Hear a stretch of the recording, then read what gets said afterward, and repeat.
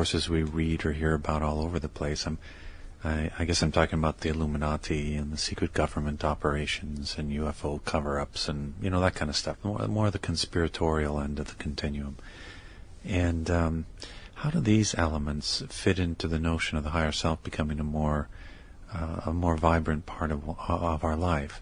Because I think to some it feels more like a distraction. It's a good question. Let me try to explain it this way. You'll notice that the first floor of the structure that Lyricus built consists of the Wingmakers' materials. When you design a building, the main floor is where people enter the building. Even if that building has 100 or more stories, everyone enters through the ground floors. Now, if that skyscraper is sitting in a busy intersection, it has entrances from all four sides of the building. Some on the main level, some on the ground perhaps.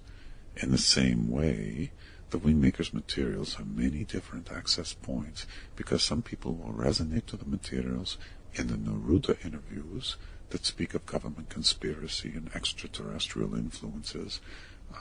Others will find the philosophy particularly meaningful.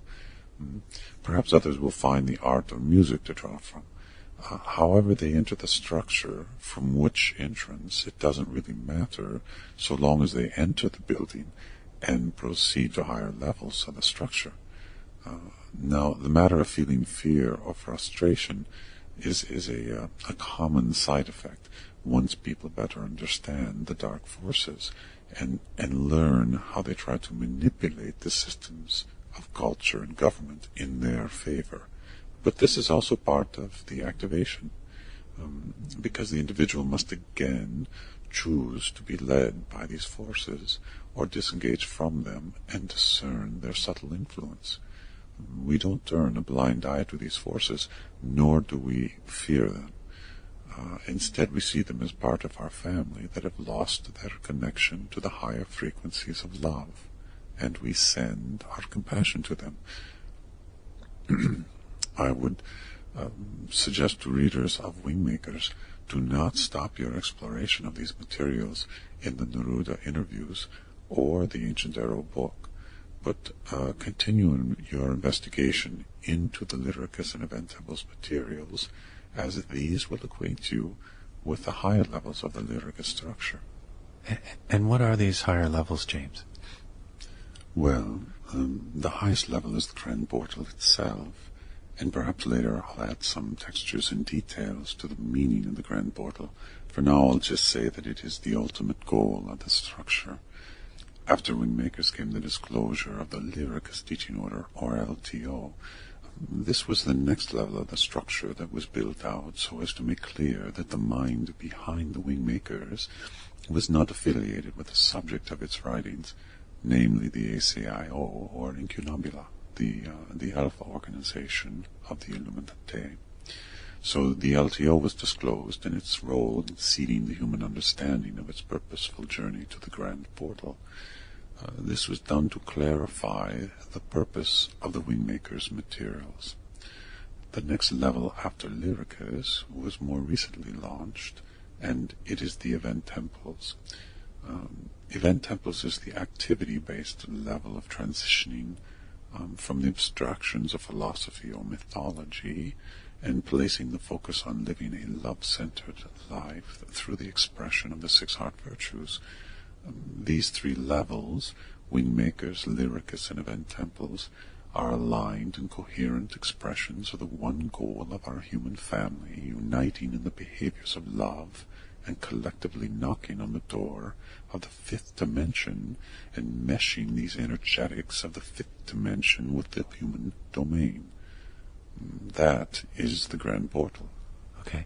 Are there going to be other levels between the Event Temples and the Grand Portal? Yes, certainly, but I'd prefer not to disclose these at this time.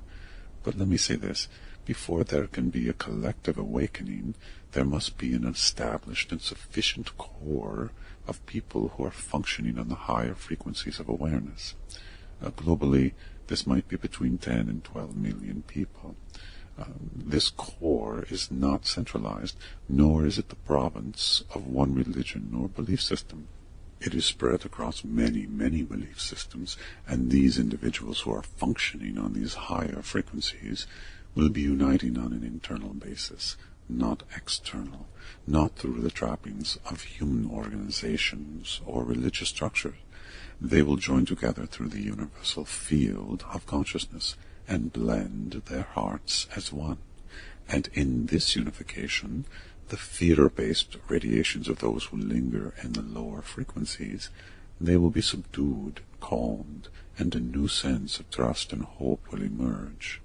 And as messy as the human condition may become, these 10 million islands will rise as a new continent of consciousness, one whose human circuitry is prepared to live a love-centered life quite independent of the external view and events. The structure of Lyricus is one of the buildings that will house these people and help them connect and shine. Are you talking about 2012? I suppose in a roundabout way I am. Yeah. I have to say that the subject of 2012 is a frequent question that I get as well. Lots of different perspectives ranging from, like end times, the second coming, to a new golden age. It seems like it's all over the map, and it's an odd thing because you would expect it to have more of a convergence feel to it, and yet there seems to be about as divergent view on 2012 and what to expect as any event I've ever heard about.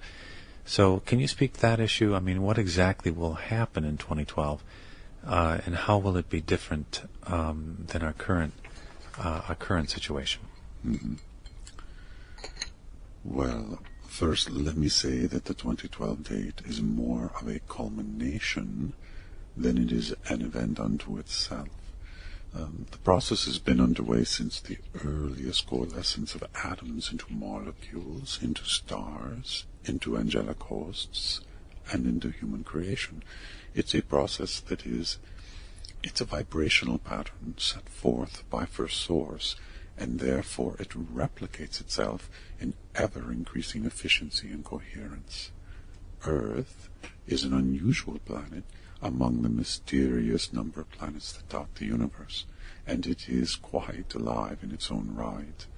It is nearing an alignment with this luminous field of First Source that enables a planet to shift its dimensional frequency. All of us, planets and creatures alike, are ascending dimensionally through time-space. This ascension is not arbitrary or capricious in any way. Rather, it is the plan of First Source in action. Many people I know are expecting 2012 to be a major event, as this alignment between Earth and its galactic center is arrived at. In a real sense, the global community of 10, perhaps 12 million people who are operating in the higher frequencies will notice the greatest change, and this change will be expressed in a heightened perception, an intuitive knowing, more